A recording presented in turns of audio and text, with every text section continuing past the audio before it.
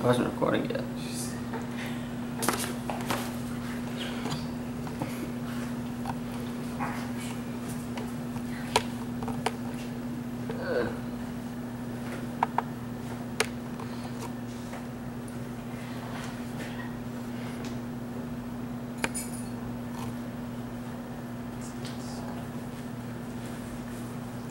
Our schools today are challenged in trying to bring our children into a learning environment that the children enjoy, that keeps them engaged and keeps them interested in what's going on. One of the symptoms of this problem is that the national dropout rate averages about 10%. So that's, it's easy math. 1 in 10 kids is not graduating high school. When they survey dropouts, and they're doing studies to try to find out why, they find out that of those who drop out of school, 88% are not involved in any kind of extracurricular activity or sport. Obviously, getting those children engaged is key to keeping them in school. And you may ask yourself, what can we do? There's traditional sports and drama club and history club and all those kinds of things, but some kids aren't attracted to that. Well, today I'm going to tell you about a program called the Natural Archery in the Schools program that has had amazing success in changing that paradigm. Children who participate in this program, it's been shown to increase attendance rates, it's been shown to decrease behavioral problems in the classroom, and it's also been shown to engage that unengaged student and get them interested and excited about school. So you're asking yourself, okay, great, what's National Archery in the Schools program? I'm going to refer to it as NASP for shortness. NASP was a program that originally started in the state of Kentucky back in 2002. It was designed to just be a statewide effort. The Department of Education and the Department of Fish and Wildlife got together because they wanted to introduce archery into the school system as a sport. So after talking, the Department of Education said they would agree to assist and fund a pilot program as long as it started at the middle school level and it was a physical education class. So they got together, they developed a curriculum that met national physical education standards. They grabbed 39 educators from across the state and trained them in how to safely run an archery range. And then they did this pilot program. They took 1,600 students in Kentucky for this program and they interviewed them and asked them questions, surveyed them prior to the program starting. And they found out that of those 1,600 kids, 62% had never even picked up a bow, had no clue about archery. They put them through the program. When the program was over, they went back and surveyed the kids again. Out of that same 1,600, 89% stated that not only did they enjoy archery, but it made them like going to school, and they were more likely to continue to be engaged in archery down the road. A couple of the reasons that they wanted to bring archery into the schools is they figured that it was accessible to everybody. It doesn't matter if you're tall, short, strong, slow, have a disability, have a learning disorder, or something along those lines. Everybody can participate. So as we said, it started out, 1,600 students had some success. They started branching out into Kentucky to try to build it into the state. The success of that program in the last 11 years has gone light years beyond what its founders intended. Since 2002, over 10 million students have been through the program in 10,000 different schools in 47 states and 6 countries. The secret of success for the NASP program is that it is a simple program and it is standardized across the board, so it does not matter whether a school is in a rich area, a poor area, a rural area, or an urban area. Everybody gets the same technique taught. So now you're saying, that sounds pretty good, kids like it, it's got benefits, it's simple, it's standardized. But archery is expensive, and in this environment, what school can afford to start this program? It's actually not as expensive as you think. NASP uses the concept of universal equipment to help keep costs down and keep it simple. And the keystone of this concept is the Matthews Genesis bow. And without going into a lot of detail, the reasons they use the Genesis bow is that it is truly a universal bow. Anybody can shoot this bow regardless of whether they're 4 feet tall or a student my size, because it does not have a set draw length. And basically what that means is whether you've got short arms and a short body or long arms and a tall body, you can draw the bow back to a comfortable distance and safely and accurately use the bow to target shoot. They also pick the Genesis because it's extremely affordable, it's durable, and it does have an adjustable draw weight, so as children get stronger or as different age groups use the same equipment, it can be adjusted for their strength abilities.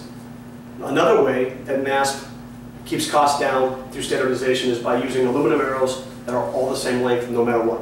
It doesn't matter how short the child is or how tall the child is.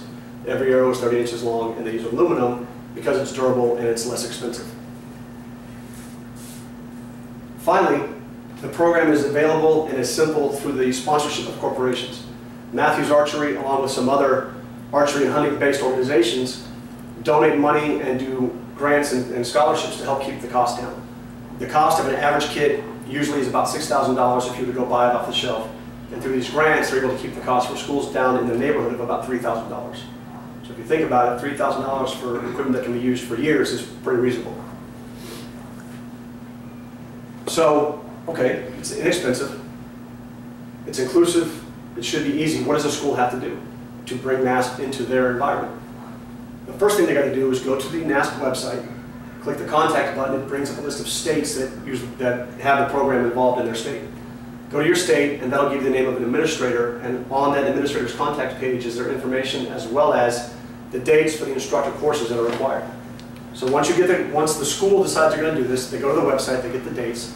They have to send at least one teacher to go through an 8-hour period of instruction to become a basic archery instructor. As long as they have one teacher in the school, they can apply for the program, order the package, etc. So the teacher goes to the course. And on this course, of course, they're going to stress safety. They teach the educator how to run an archery range, teach them whistle commands for the students that are used in national competition. They also give them extensive coaching techniques, and they teach them to maintain, repair, and inspect the equipment, which also helps to keep costs down because now you don't have to hire somebody outside the school to take care of your gear. Once the teacher is certified at the school can go online and order the package. The package comes in, and with that package, and one of the other neat things about this program is it's not just a physical education class. Curriculum comes with a package that allows the school to tie archery into world history, language arts, foreign languages, even mathematics. So if you're a math teacher who wants to get involved, you don't have to worry about being only a phys ed class. You can actually use your subject and archery to help bring the students back into the school environment. So students enjoy it. It's easy. Minimal teacher involvement. Are there any other benefits? Actually, there are. There's 3. There's personal benefits, there are academic benefits, and then there's an inclusion benefit that I touched on briefly earlier.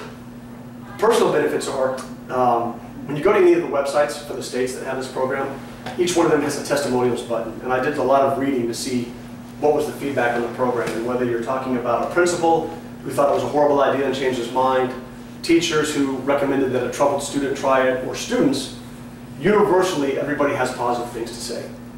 When they talked to the students in particular, the thing that struck me was that a lot of students talked about being in the program and learning how to shoot a bow, for whatever reason, gave them a sense of self-esteem that they didn't have before.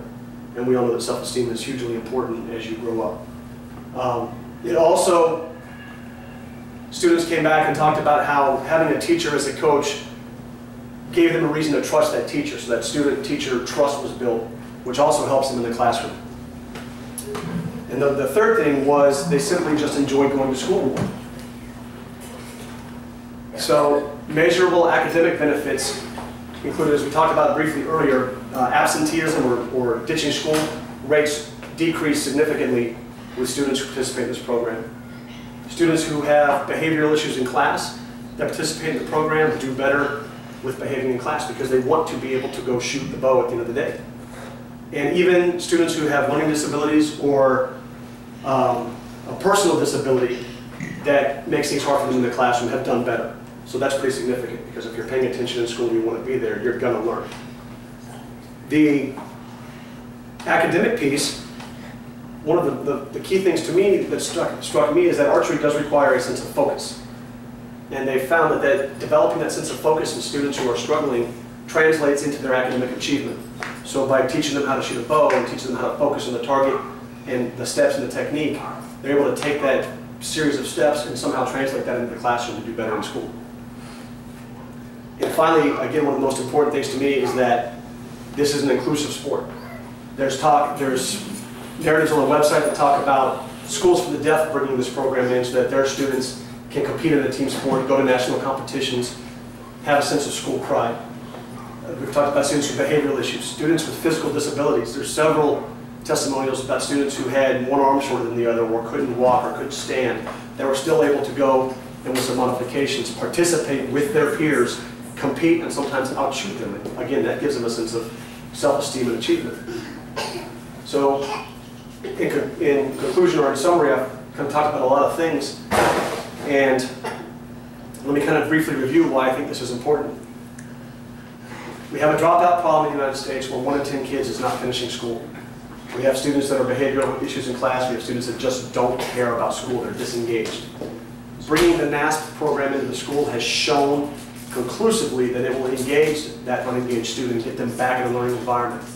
It's relatively inexpensive, it's simple, it's standardized, but more importantly to me is it helps develop self-esteem, it helps develop academic success, and it gives students a means and a reason to come to school and to be excited about school.